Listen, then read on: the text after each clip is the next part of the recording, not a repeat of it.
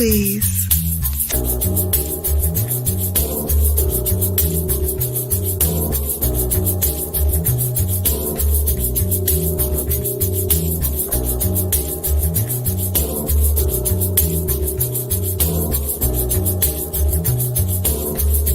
Hold, please.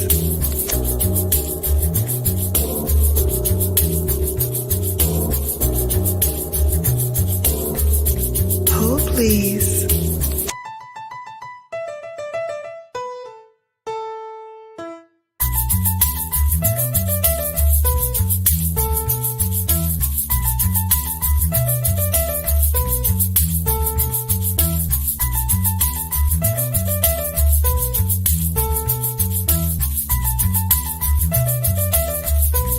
Hold, please.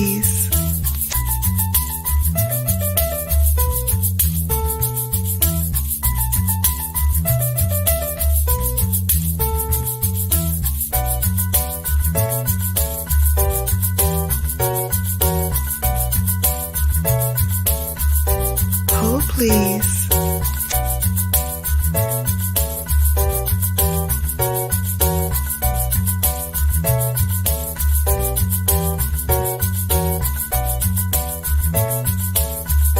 Hold, please.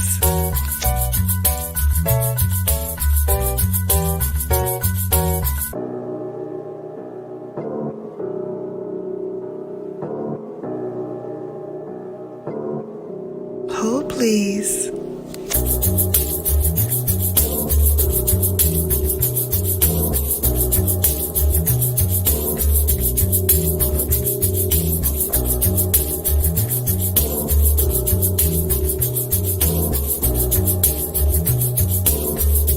Hold, please.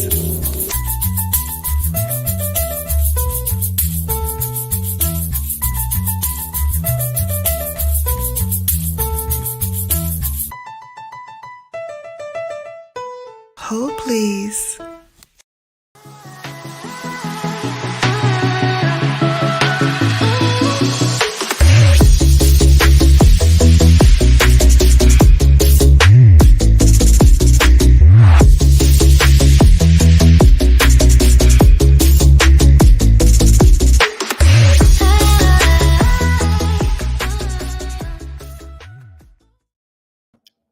Hello. Let me get into my cheerleading format.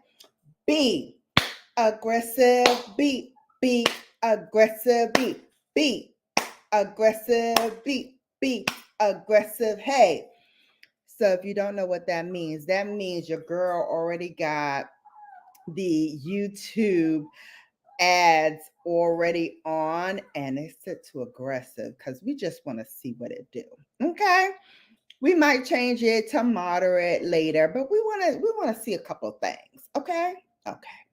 Hello, babes. Welcome to my channel. For those who don't know, I am the hostess with the mostest, honey.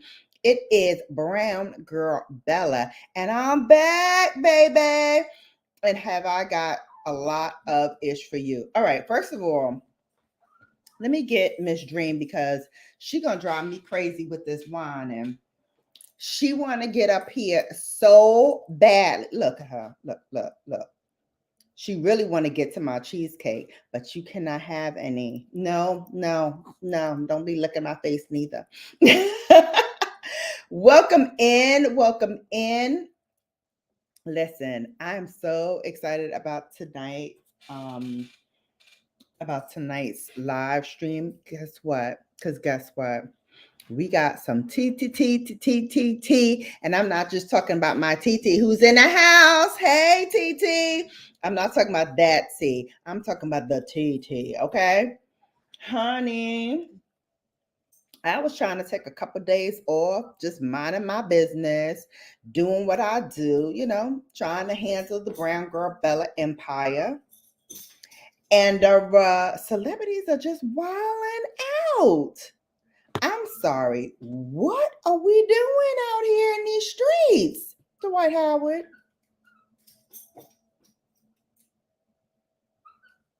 We gonna get into it. We gonna get into it in a whole whole lot more. Let me welcome everybody in. Cause baby, hey, me and I making shirts, but got you running. Peace to the chat. Hey, peace to the chat and all that. Let's get it. 06080. Yeah. Yes. Listen, TT is in the house. TT said, let's go. Midnight says, hi, TT. Everybody say hello to my TT. Hi, Cooking with Sophia from the UK. What's up? Welcome in. All right, we're trying to get Miss Dream settled because she is wilding out. Somebody's birthday is coming up soon. And she trying to feel her oats right now. She trying it. I think I'm gonna send her back to school. She needs retraining. Welcome in. Thank you so much for coming. All right. I'm just gonna get into it because baby, we got a lot to cover, and I'm gonna push Dwight Howard over to the end because we want to make sure we got a full house for this shenanigans right here. So let me move the rest of my cheesecake over so she can stop coming over here bothering me.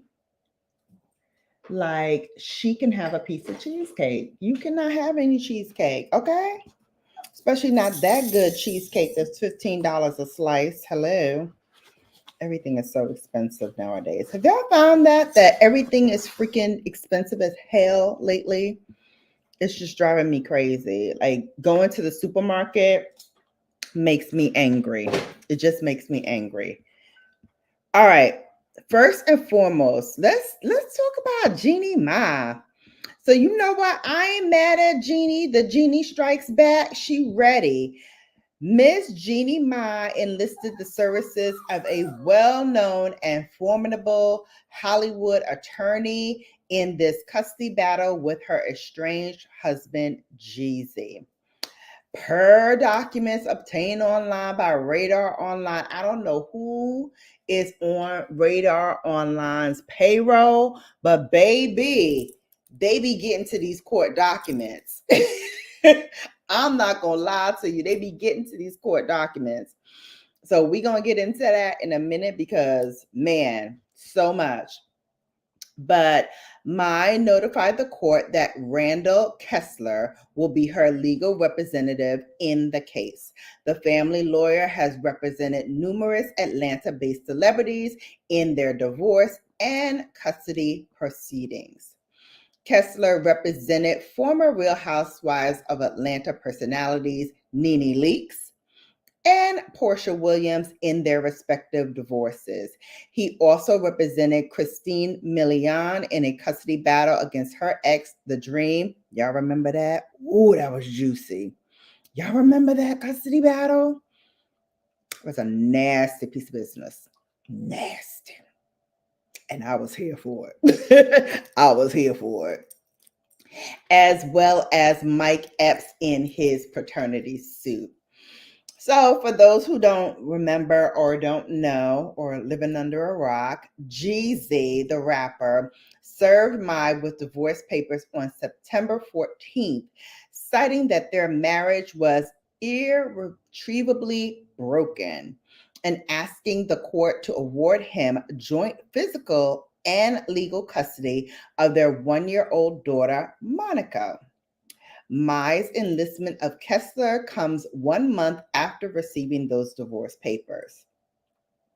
Now, according to the Jasmine brand, sources close to the couple have said that a number of discrepancies about the two, about the marriage and raising their daughters, ultimately was what led to the ending of the relationship.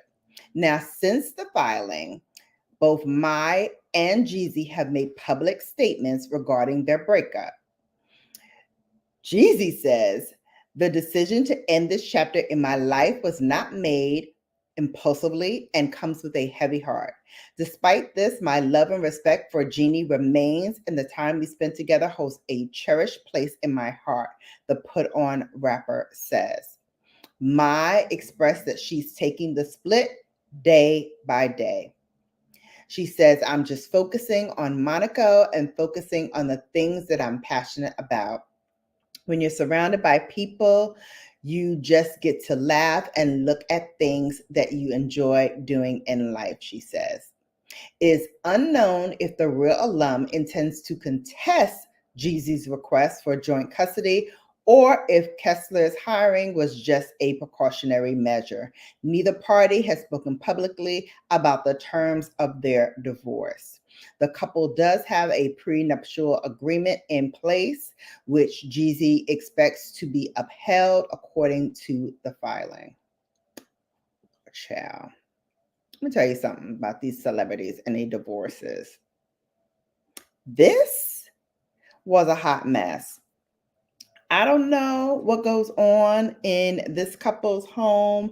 I don't know what they had going on, but I feel like before the papers were signed, there needed to be some kind of conversation. And from what I'm gathering and from how Jeannie is taking this blindsided her. But if you look at Jeezy's history, and I'm looking at Me and I don't know, they're working on the t-shirt, so they might be listening, but they might not be on here. But if you could tap in, because y'all are from Atlanta, let me know if this is true. But I feel like the word on the curb is that Jeezy always had like a flightiness to him when it came to relationships. And he's no stranger to loving them and leaving them, if you know what I mean. And I think you do. Just blindsiding the women in his life. I think before Jeannie, he was engaged to his other child's mom for, I want to say 5 years, and then abruptly called off the engagement and then got with Jeannie. That was the word on the curb. I don't know if it's true or not. That's the word on the curb. So that's what I heard. Hey, Sylvia on the run. Welcome in. Hi. Welcome. So I'm scratching my head at this one because I feel like I said, like there should have been some conversations before this happened.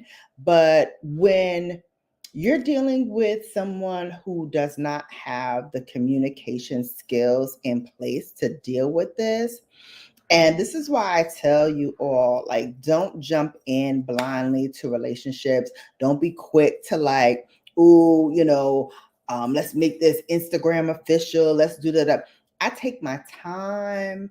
I suss out everything, because in the first few months, the representative comes, and the representative can be saying all the right things, can be doing all the right things, but then 6 months to a year, when you get to that year mark, they start showing the other side.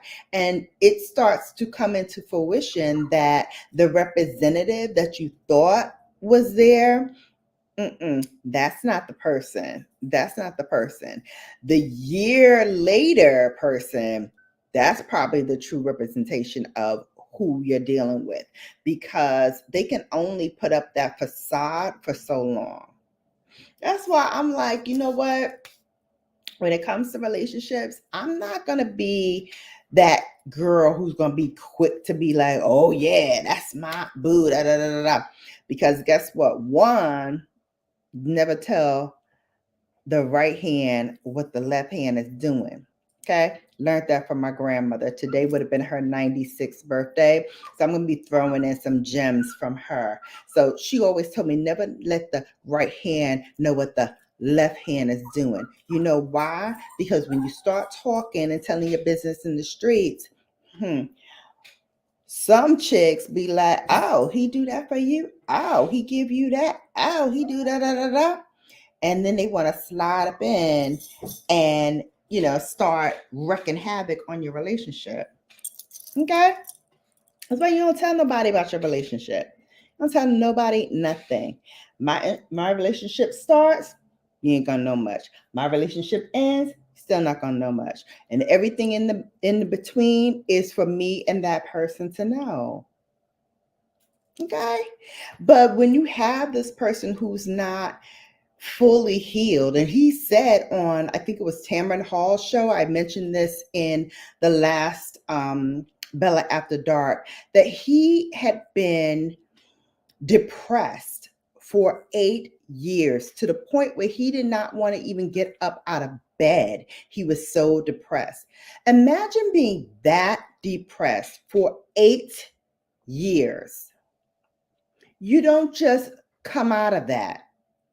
That is a process that you have to take day by day, step by step. Because I'm going to tell you something about grief, and I'm going through it right now, and I've been going through it.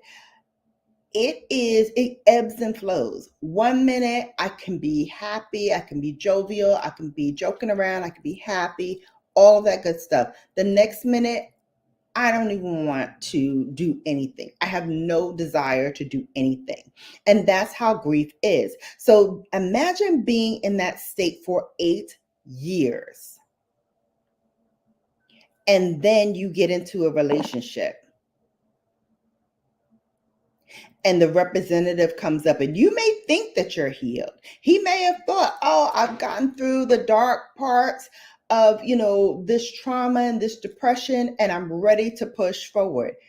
He was not ready. And this is evidence that he was not ready because of all the things and how he has moved from the point where they got married to the point where they are right now. And if you look at some of the videos that Jeannie had put out and some of the things that she was saying, you can tell he was uncomfortable with her being so vocal about what was going on in their lives. So he was probably pulling away from her at that point, and she did not catch the signs because she was in this euphoric state about her relationship. And so after that whole thing happened, and now you're looking at it in hindsight, she's probably thinking to herself, yeah, there were many signs that something was going on, and I just didn't see it. I just didn't see it. It's hard. It's very, very hard when you have somebody who is that deep in depression that you want to build a life with, but they can't get out of their own way to do so. So next I wanted to talk about something that I heard on the curb. I don't know if people are talking about it yet, but I hear that J-Lo is amping up a legal team amid Ben Affleck divorce rumors. There is a $600 million fortune at stake, and considering a post-nuptial agreement is now on the table. So, word on the curb is that not everything is perfect as it appears, and that J-Lo and Ben Affleck, this couple has had a story. They broke up, they got back together in 2001 after breaking up in 2004.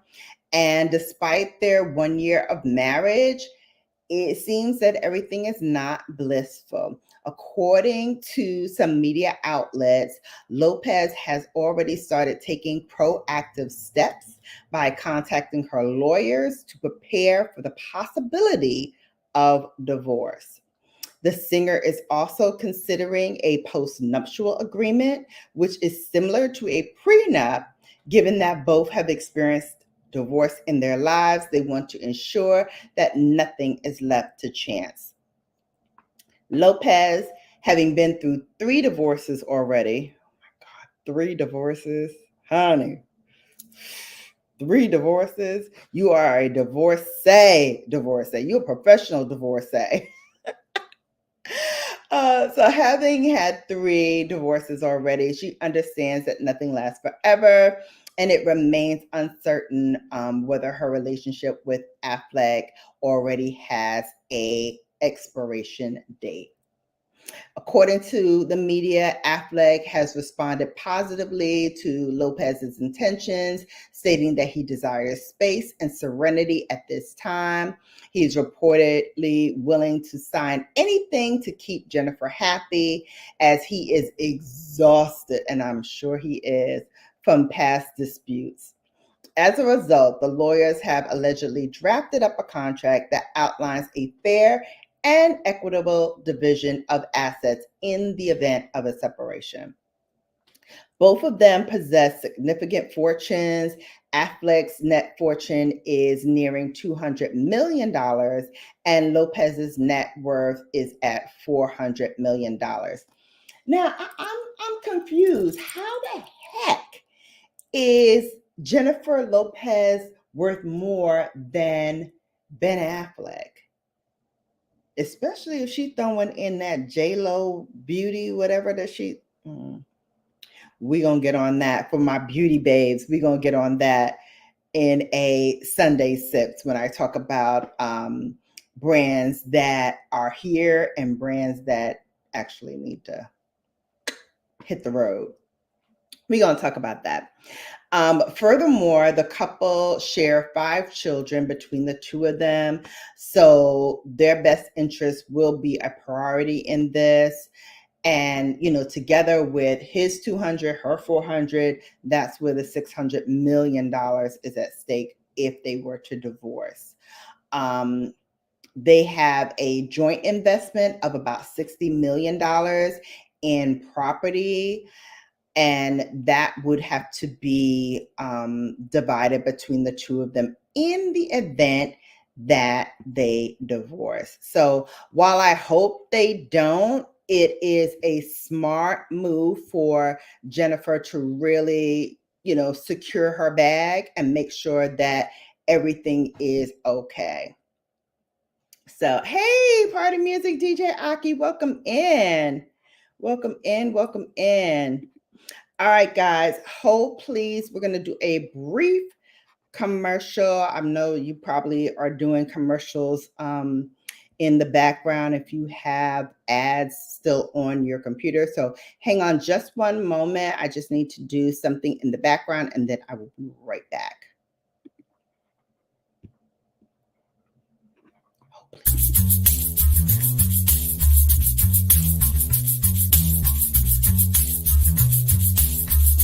Hold please.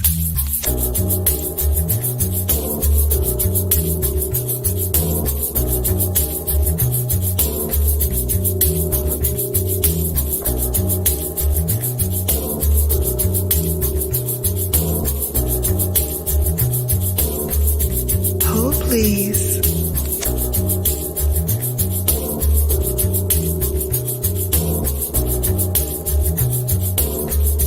Hold please.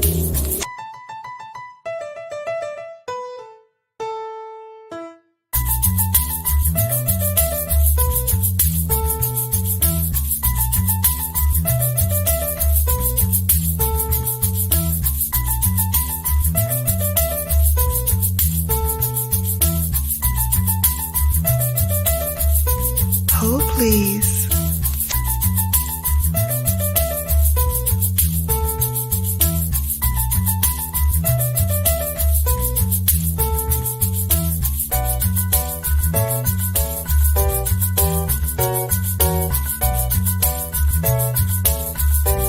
Hold please.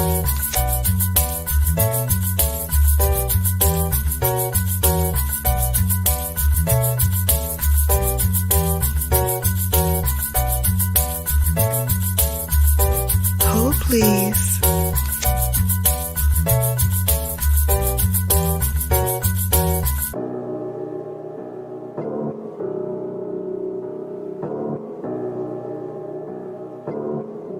Hold please.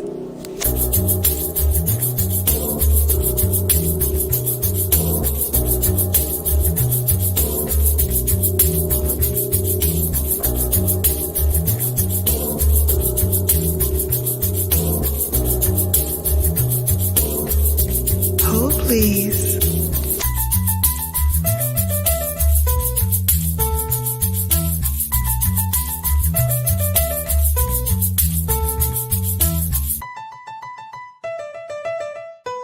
Hold, please. All right, all right. So I had to get the back room, my magic, where the magic happens. I had to get that all set up for this next story. So let me pull it up, and then I'm going to share my screen for this next one because joining the list of celebrities that want to talk about their lives and air out all their dirty laundry is Miss Brittany, bitch. And she wants to tell us all about what's going on. Now, I've been in the streets. I've lived, honey. I've lived. So I knew some of this stuff, but honey, I didn't know all of this stuff. This is very interesting. Very interesting. All right, why can't I share what's going on?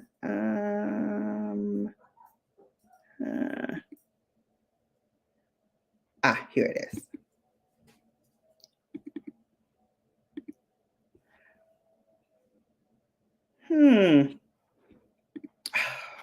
I tell you. Hang on a second. See, this is why I was trying to do this in the background so that we didn't have this issue. But apparently we do. Okay. So I'm going to close what I had opened up, and I'm going to open it up another way so that we can do this story. Sorry, guys. Best laid plans, right? Okay. Let's open it up in another tab. Do that. Stop that.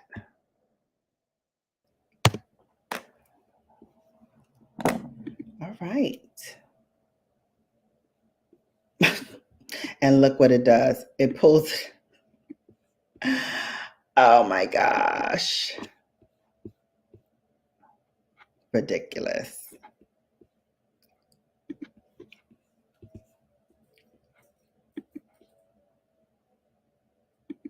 Come on, mama. Okay. Here we go. Here we go. Let's get back to our tab. All right, here we go. So the title of her book is called The Woman in Me. And here are some of the biggest takeaways from the book. So here is the book. It's on sale for $22 at Amazon, $30 at Macy's. All right, so let's talk about this. So one of the things that she talks about in this book is her father's drinking and childhood trauma. So let's diagnose and deep dive into this. So Spears' dad was influenced by his own alcoholic and abusive father, which Brittany says shaped him as an adult. She says, even in my family, it was said that Spears' men tended to be bad news, especially in terms of how they treated women. Brittany recalled a time when her father went out on a bender and missed her brother's first birthday. He pushed her brother in sports and would sometimes vanish for days at a time when they were younger. Next takeaway was she was offered a role in The Notebook. Now, this is one I didn't know, but apparently sometime after her 2002 film Crossroads, Spears was up for the role of Allie in The Notebook. She says the casting came down to her and Rachel McAdams, who ultimately got the job. And even though it would have been fun to reconnect with Ryan Gosling after their time on the Mickey Mouse Club, she says that she's glad she didn't do it. Instead, she recorded her album Into the Zone. Her audition tape they did release, and they said that she didn't take many acting gigs after, but she regrets not pursuing a role. As for her other fun celebrity tidbits, Kerry Russell was in her Mickey Mouse audition group. She says Spears and Christina Aguilera didn't make the cut at first, so she worked on Broadway to get more experience. Natalie Portman was an understudy for the same role as her when they were kids in an off-Broadway show called Ruthless. I didn't know that either. That was interesting. She also says she knew Justin Timberlake was cheating on her.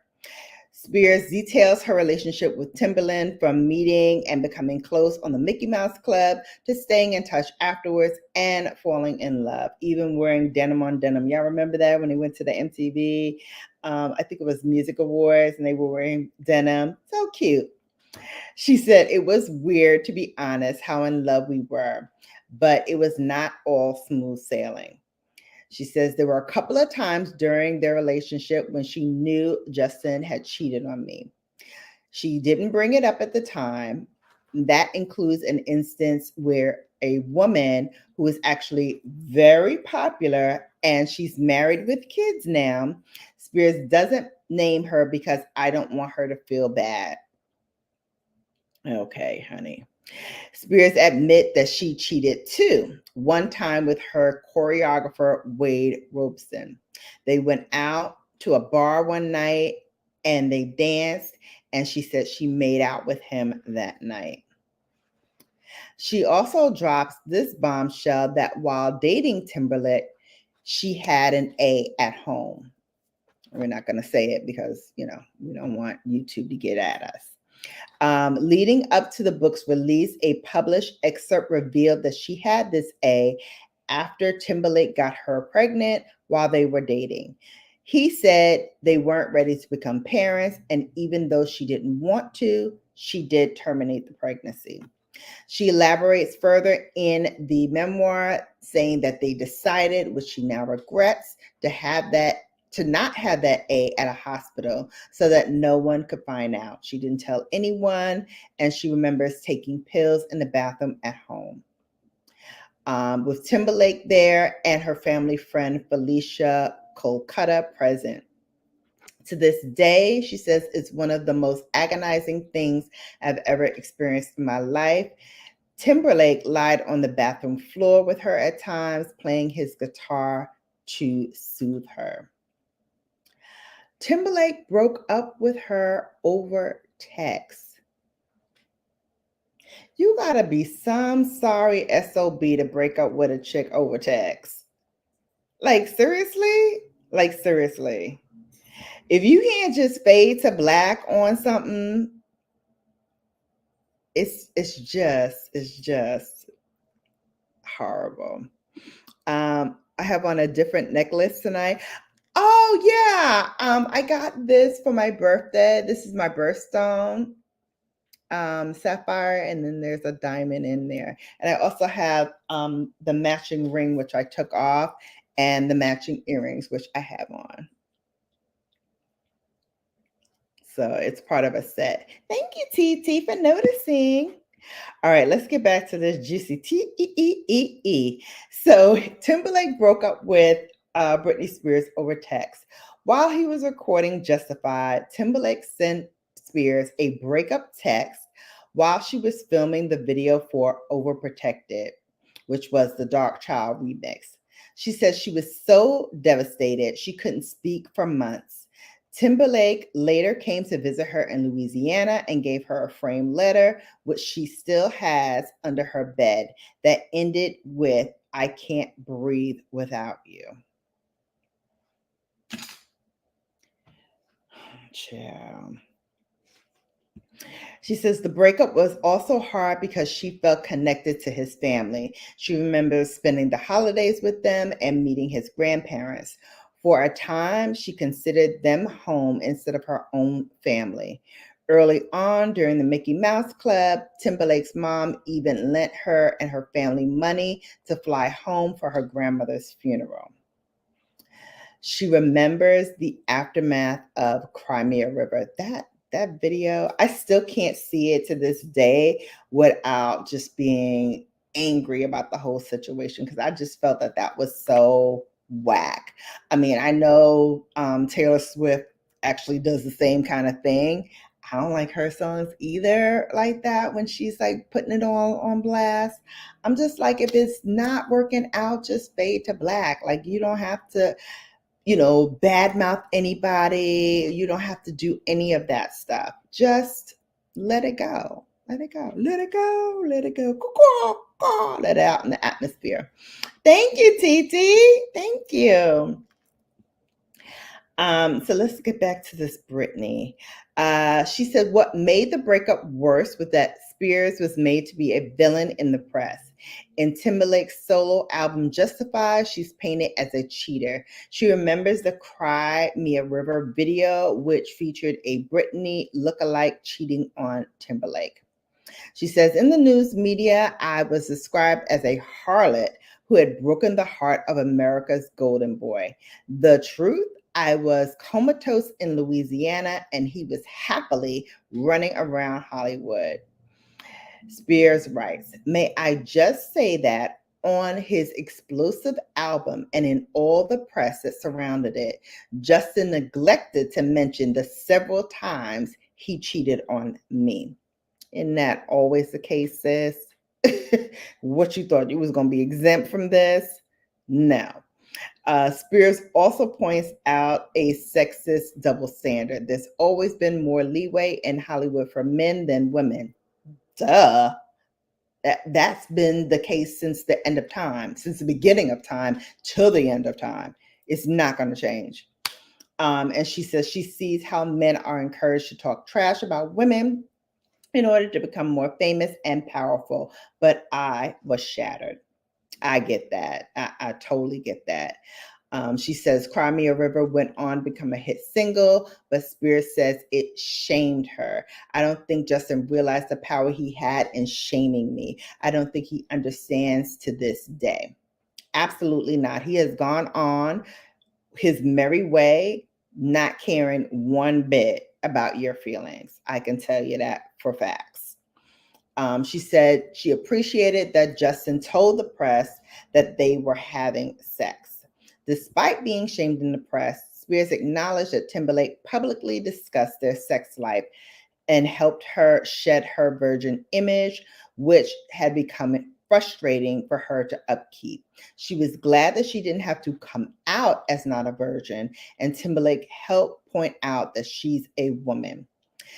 To be honest with you, she says, I like that Justin said that. Why did my managers work so hard to claim I was some kind of young girl virgin, even into my 20s?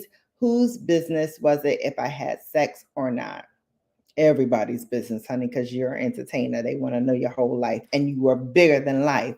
So, you had to feed the monster. You started, you guys went to the VMAs, y'all did all this stuff, and now, you had to constantly feed the monster. So, I mean, I don't take any kind of remorse on that. I don't feel bad for you in that case, because guess what? You signed on the bottom line to do this.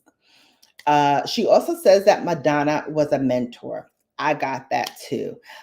Spears says that Madonna modeled a type of strength that she needed to see. The icon helped her see that she could have power in her own voice and in her vision. She's right that the music industry, really the whole world, is set up more for men. Exactly. Duh. She says, especially if you were nice like me, you can be completely destroyed, Spears writes. Indeed, indeed. When they performed together at the VMAs, Spears says it was her idea to kiss on stage. During the rehearsals, they would just air kiss, but she had an idea to top her last VMA performance with the notorious snake that I could not watch, because even watching a snake just freaked me out. So I didn't even watch that. So she goes, with the kiss, should I just go for it? She remembers thinking. Another memory with Madonna, she says at one point she did a red string ceremony with me to initiate me into Kabbalah, and she gave me a trunk full of Zohar books to pray with. That's really nice. That's really nice. I like to hear that about Madonna. She also goes on to say her Diane Sawyer interview was a turning point. She says at this stage, Spears was already getting irritated and feeling anxious about what was being said about her in the press, on top of her continuing to deal with the aftermath of her breakup and the A. Spears recalls her sit down with Sawyer being completely humiliating. I can get that. I remember that. She says she was vulnerable and sensitive and pressed with invasive questions about the Timberlake split.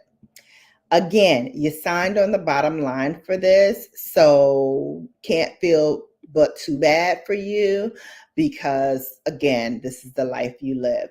But, and however, I think during that time period was not a good time for her to be on anybody's like interview couch, whatever.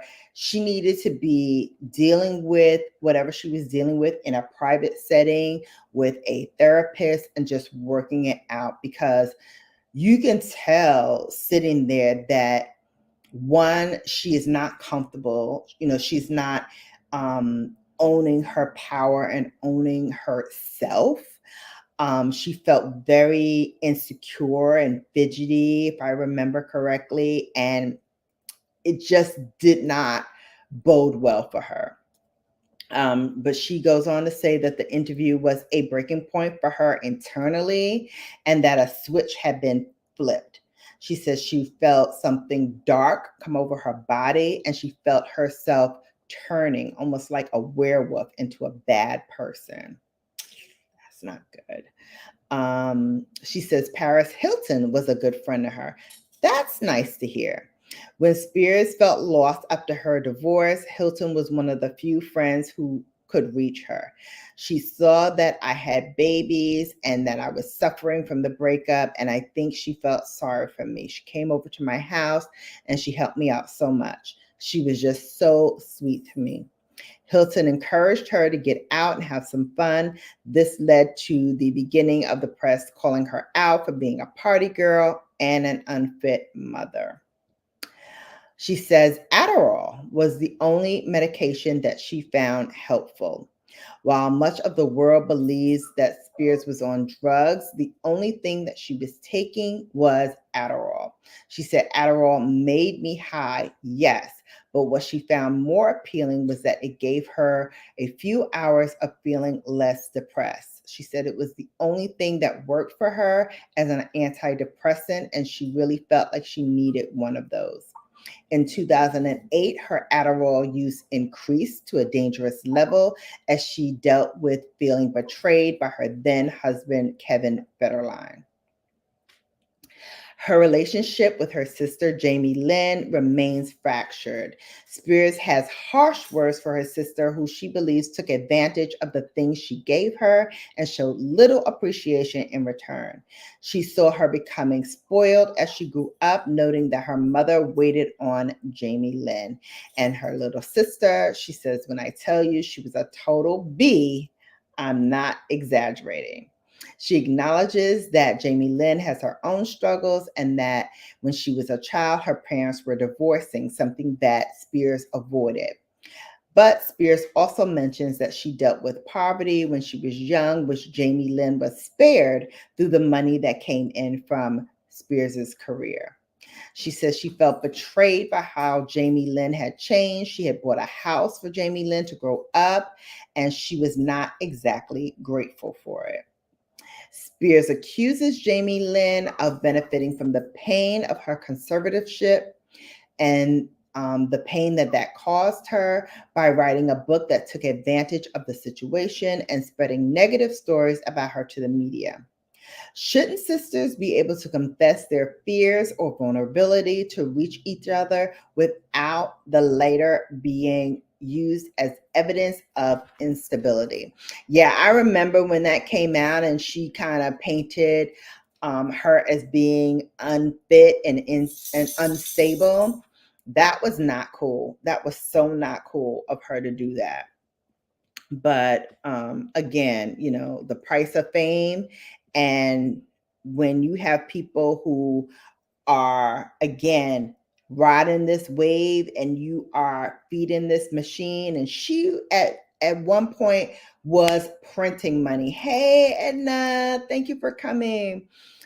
She was printing money. She couldn't do no wrong. Everything she touched, she had like the Midas touch. Everything turned to gold. And so for Britney Spears to be riding that big of a crescendo, and the father who, has his own demons, according to Spears, that he's dealing with, he's holding on to her purse strings. She's fighting to get control. The sister, growing up entitled and wanting, her way, and probably feeling a little jealousy too, I would imagine, because here it is, your older sister who has accomplished so much and everybody loves her and she's always in the paper and every little thing that she does is, being heightened at this like highest level.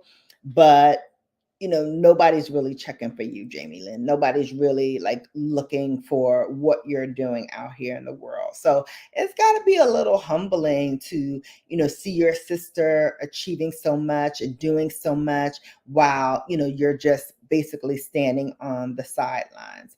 Mind you, she's benefiting from the sideline action, but, I can see where there's probably been some jealousy there that both of them are trying to now overcome as they are now adults.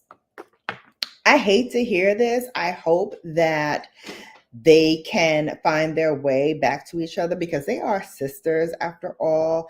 And, when all is said and done, they have, only each other, when their parents are gone and the kids are grown and have lives of their own, they're only going to have each other. So I hope they can find commonality and common ground and get back to a place of healing. But that's going to come with some intensive therapy because, baby, this book, and that was just a little tidbit. We ain't even talking about all the other stuff that has come out in the days since this excerpt. All right, so here we go. The moment of truth. Listen here, when I heard this story about Dwight Howard, and I haven't seen him in a long time. And if you guys haven't seen him either in a long time, let me just remind you what he's looking like these days. And he lives in Atlanta. I'm just going to leave it at that. Okay. I'm just going to leave it at that. So let me share my screen. Ciao. So here we go. So Dwight Howard is being sued for allegedly performing non-consensual sex acts on a man he met on Instagram, according to the infamous court documents. Dun, dun, dun, dun. So first and foremost, let's share a little picture of Dwight Howard. Here's what old boy's looking like these days. I ain't saying nothing. I'm just putting a picture up. You can decide for yourself. I will just tell you, if he had ever come on to me, it would not have resulted in any type of anything. Okay? Okay. Okay, so let's get into the meat and potatoes of this story because there's a lot to unpack here. So, NBA standout and Atlanta native Dwight Howard is facing a lawsuit that centers around his alleged indiscretions. According to court documents obtained by Radar Online, Howard reportedly met the alleged victim, Mr. Harper, on Instagram. The two exchanged text messages from May 2021 until July 2021 that were at times explicit. On July 19th, 2021, Harper went to Howard's home and the two began to engage in consensual kissing. The two were also joined by a person named Kitty, who was a man allegedly dressed as a woman. According to the court documents, the defendant, Howard, stood up, towering over Mr. Harper, grabbed Mr. Harper by the thighs, and then forcibly removed Mr. Harper's underwear.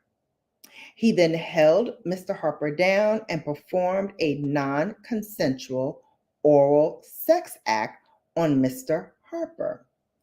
Mr. Harper, in fear of imminent bodily harm when he was pinned down and forced to remain in place while the defendant continued to sexually assault him. Mr. Harper reported that Howard continued the sexual act until he realized he was not enjoying the moment.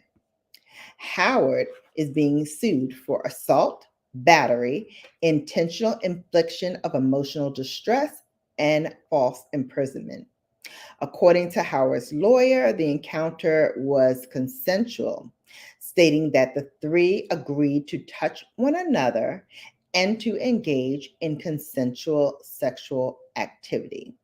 Howard has asked for the entire lawsuit to be dismissed. So y'all think the story stops there, right? Not even. So Radar Online started releasing information.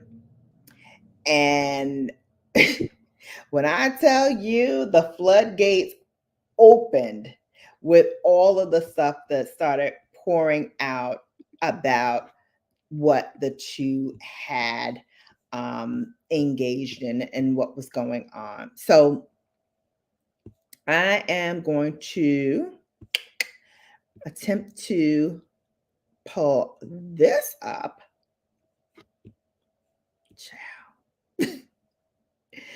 This is just insane. All right, so here we go. Let me go back to opening this up. Y'all still with me? Okay. All right, y'all still with me. Five babes still in the building. All right, let me present this. Baby, share the screen. Okay. All right, here we go. Let's unpack this. So this is reported to be Dwight Howard's Instagram. I don't know why these ads are like popping up all over the place. I was trying to get them off, but they are just driving me crazy. All right, so this is supposedly Dwight Howard's Instagram. During their conversation, Howard had allegedly asked Harper who he was messaging to, which Harper responded by providing his name and sending Howard his main account information. So I'm getting ahead of myself here. So let me get out of this one. So let me stop sharing this one. Let me share. No, we got to get to this one after that.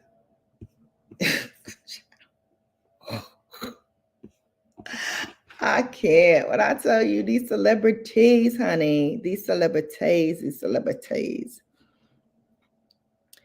just insane. All right.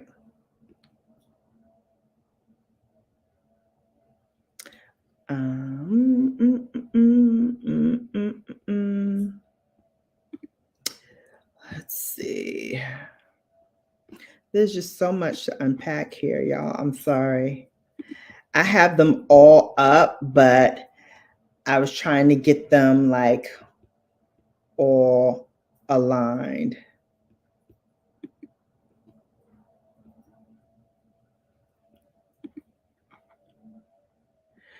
All right. Let's get into this.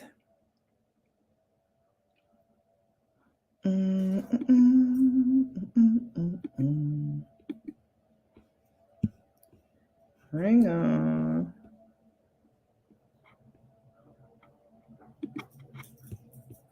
Whew, so much stuff. Okay, I think this is it. I think this is one.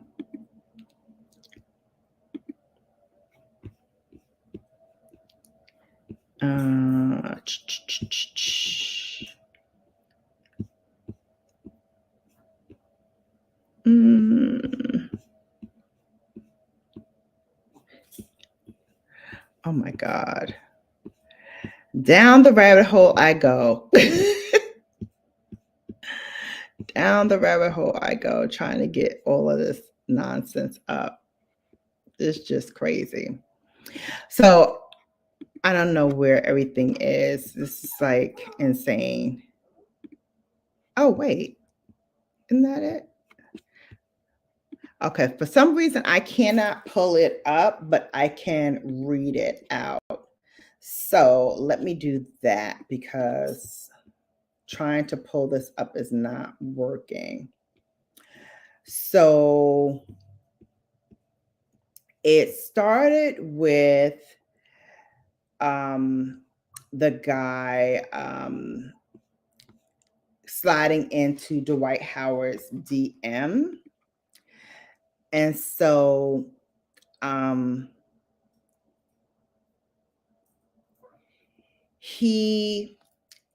Harper sent Dwight Howard apparently some photos, some videos of him,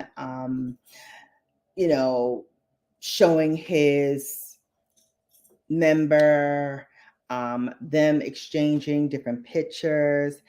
Howard talking about he liked the guy Harper's meat and that they wanted to link up.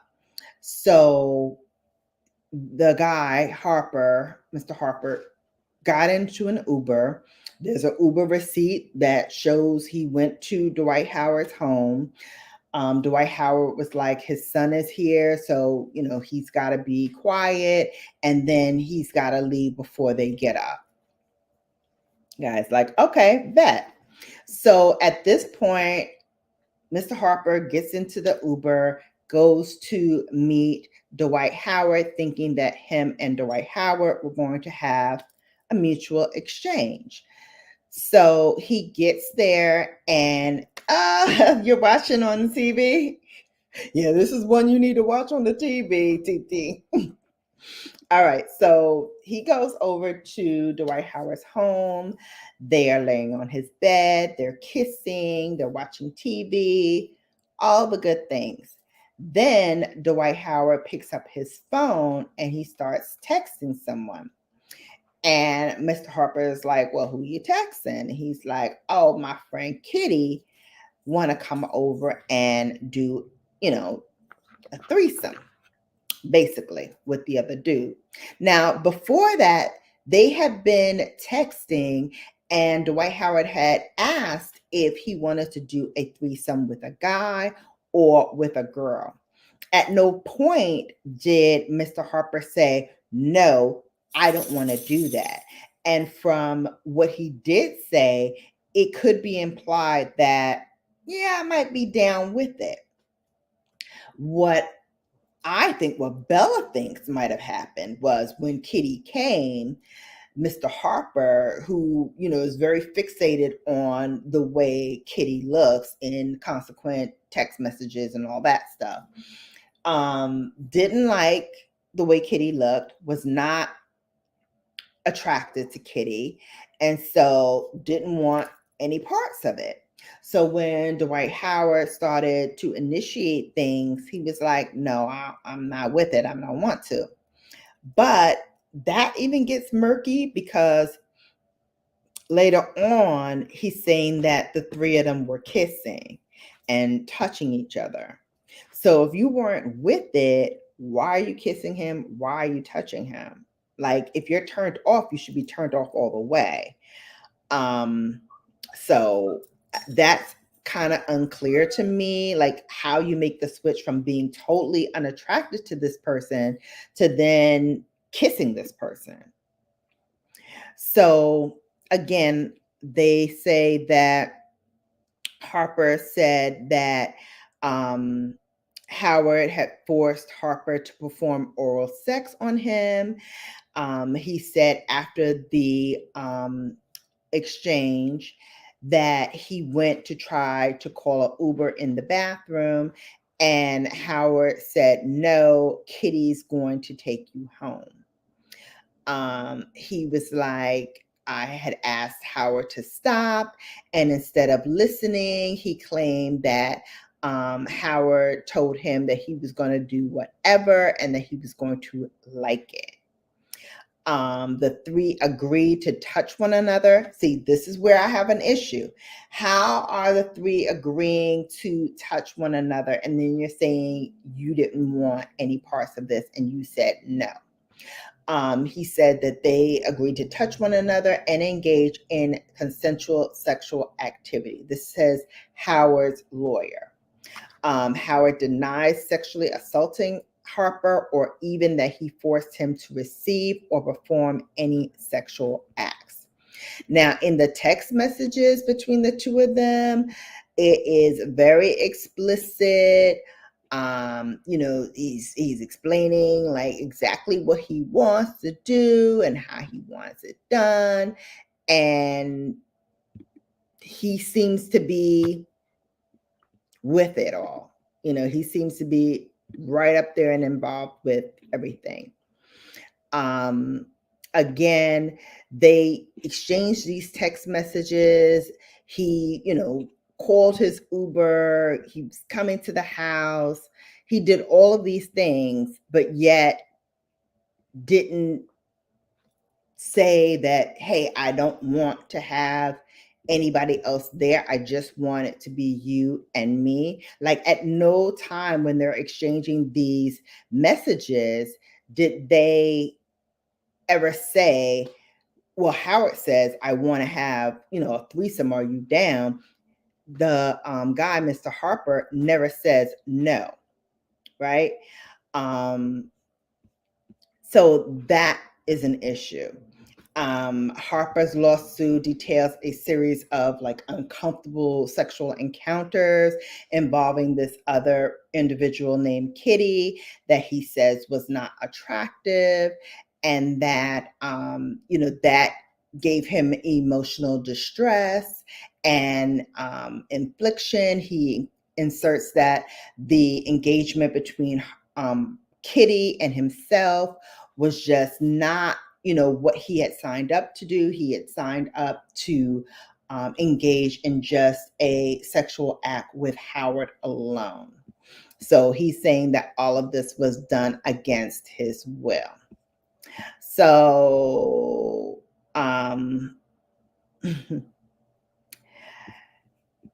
I just don't understand what the heck is going on. They submitted the evidence, the text messages, the photos that went back and forth across lines. This is very, very telling. So if you don't remember a while back, and let me pull his photo up. Let's do share screen. Hang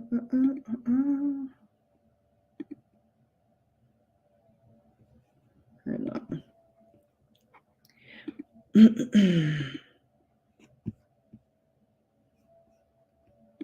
Also convoluted. Okay, here we go. It is.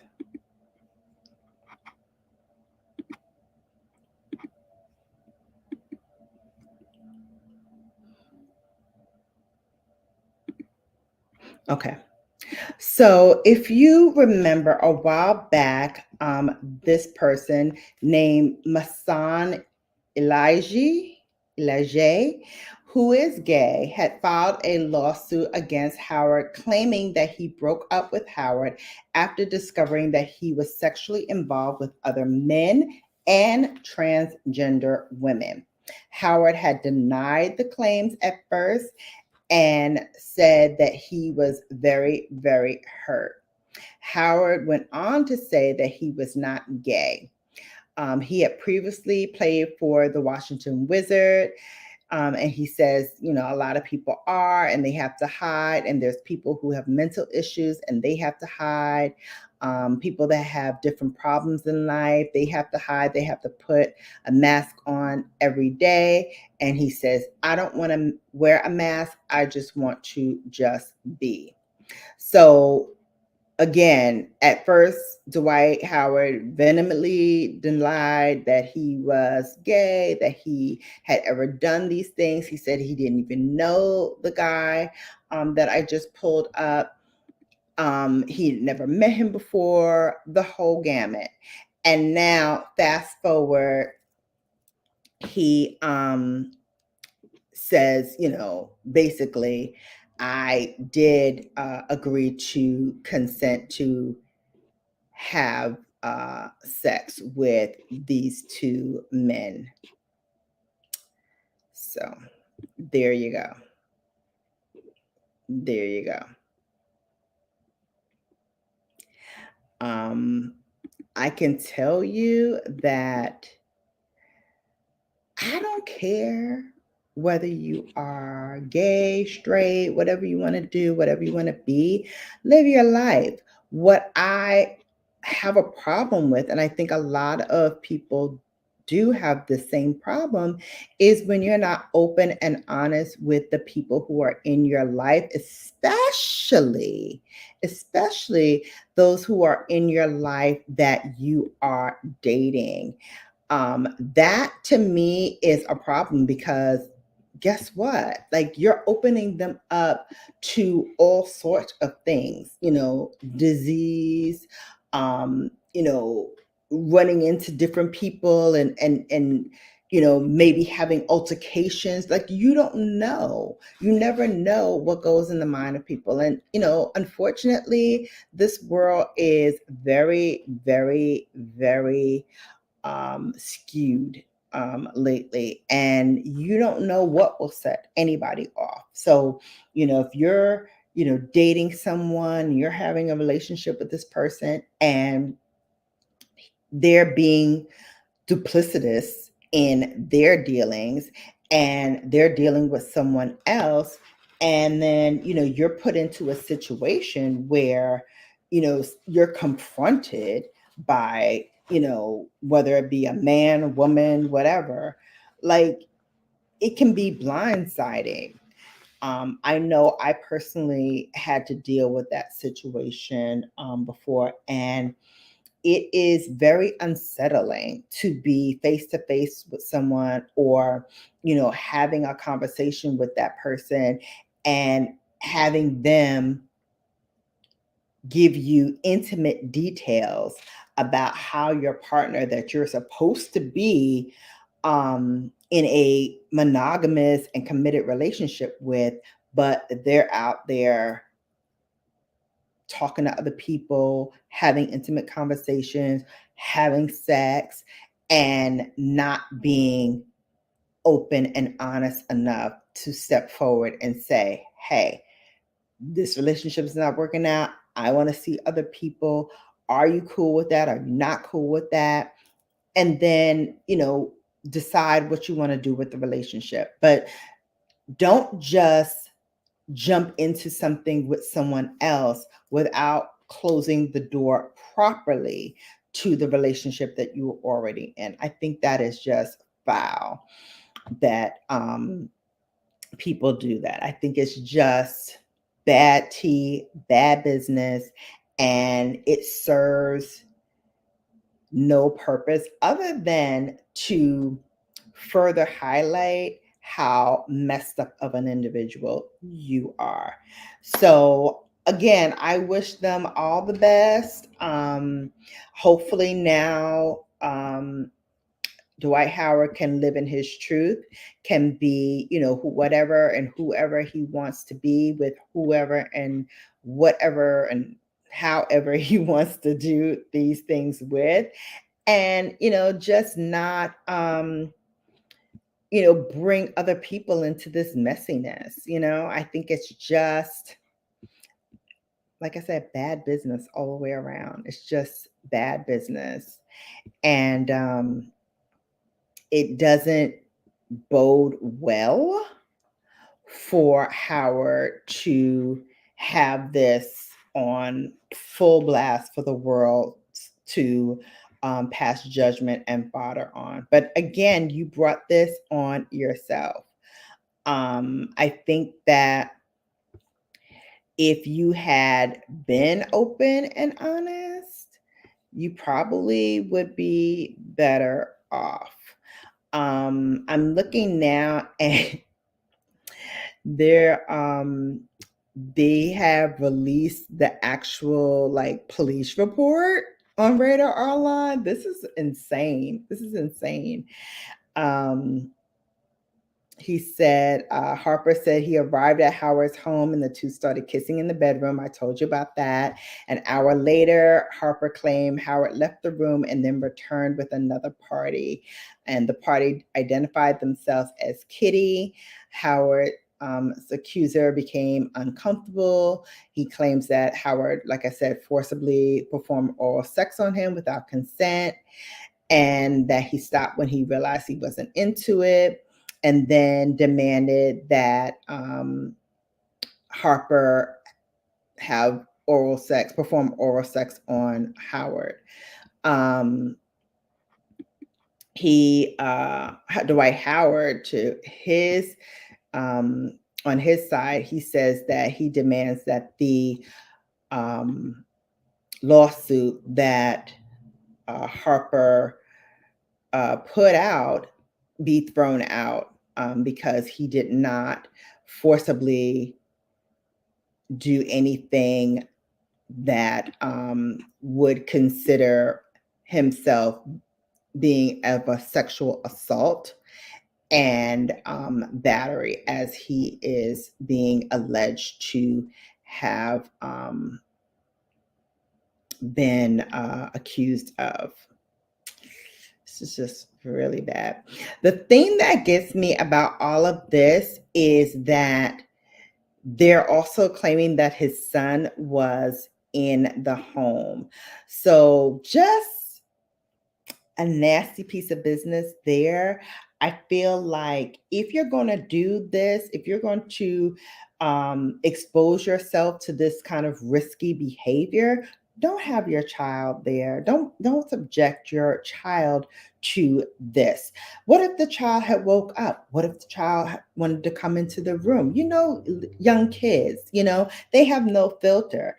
If dad's home, they're not thinking that anybody else is going to be there with them. They're thinking, hey, I'm here with my dad. I can go in my dad's room and talk to him or cuddle up with him or whatever you want to do.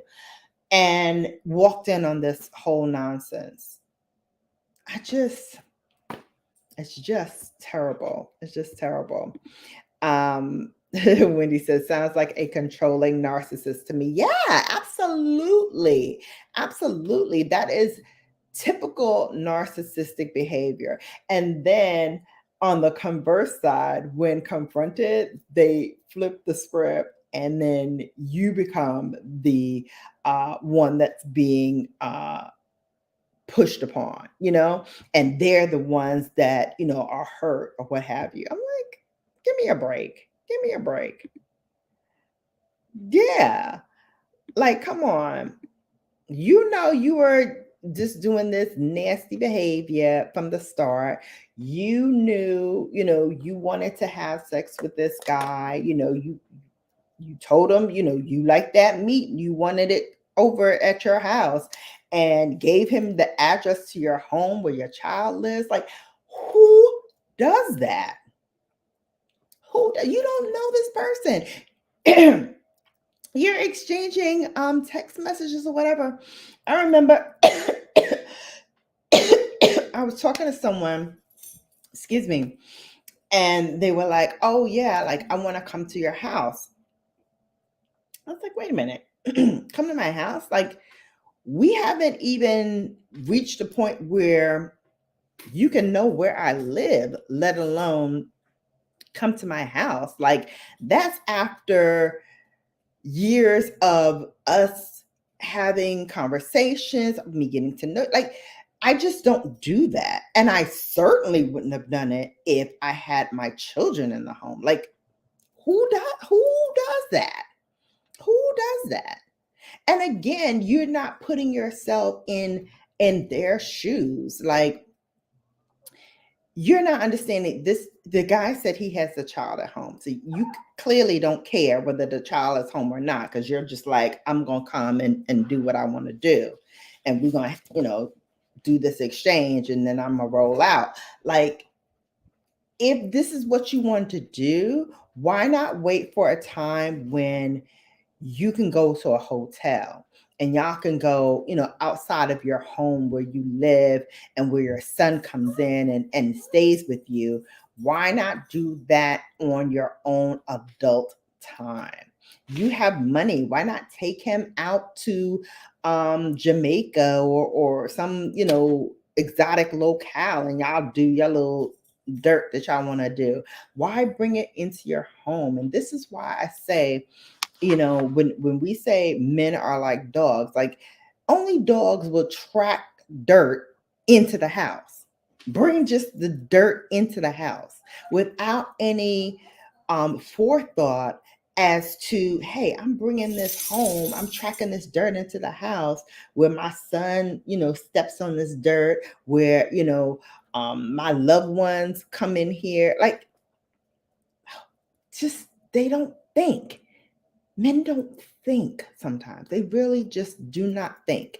And when stuff like this pops up, it just highlights that fact that, really don't think about what the repercussions of this could potentially be. Just horrible. Just horrible. And then, for Kitty's part in this whole thing, like, I just don't understand. Like, in the complaint, they said that Howard wanted the threesome and Harper resisted. And then he said that Kitty started performing oral sex on Howard, and Harper said he was uncomfortable. He didn't want to participate, but that Howard continued to stroke his thigh and stroke his penis through his underwear. And then that's why I said, when I said that he allegedly told Harper that he was going to do whatever and he was going to like it. So he thought, he was going to be in danger if he didn't do this. So he allowed the defendant, Howard, to continue stroking him and what have you. Harper says that Howard had forced Harper to perform oral sex on him. And like I said, that he was having sex also with Kitty. So, I mean, again, this is just like the rabbit hole just gets bigger and bigger and bigger. And I just don't understand how grown people can get themselves mixed up in such nonsense. Just wild. All right, so that is it in terms of all the information that I have. I mean, what else could we talk about? Like, this is just crazy to me. Just crazy. But listen, if celebrities still want to act like whole and complete asses out here, then I think it's our job to just commentate and talk about it. What you say? Because I'm like, all right, you want to bring me the nonsense? Thursday it is. We will talk about it and have at it. Because, honey, this is just too good to give up. All right, babes, that is it for today. Thank you so much for joining us. And I want to tell you, I'm going to be in the house on Sunday. So Sunday Sips is on and popping. So come back here on Sunday at 2 p.m. Eastern Time, right here, right where you got it. The link will be up tomorrow. I do have a video out. I just did a video on the Sephora picks. I talked about what's in my cart as well as some things I thought that you would like to get as well. On Sunday, we're going to dive in even more on that. We're going to talk about some holiday sets that are available at Sephora. We're going to talk about some other products that once I finished filming, I was like, oh my God, I didn't talk about this. And oh my God, I didn't talk about that. So I want to do that. And then I do have part 2 of my blog at Pat McGrath times Google AR. If you didn't see that, part 1, definitely check it out. Part 2 will be up on Monday. It is going to be me returning home afterwards. I'm going to show you what they gave us in the goodie bag. I'm going to tell you my thoughts, and we're going to, just revel in all that is Mother Pat McGrath. On Mondays, we McGrath. So that will be on Monday. So you got a lot to go through this weekend. And don't forget, my October faves will be up next week as well. So we got a lot to cover, babes. So keep it where you have it. Until next time, this is Brown Girl Bella, and you have now been bellified. Take care, and I will see you back here tomorrow, maybe Sunday, definitely. Let's get it. Bye, babes.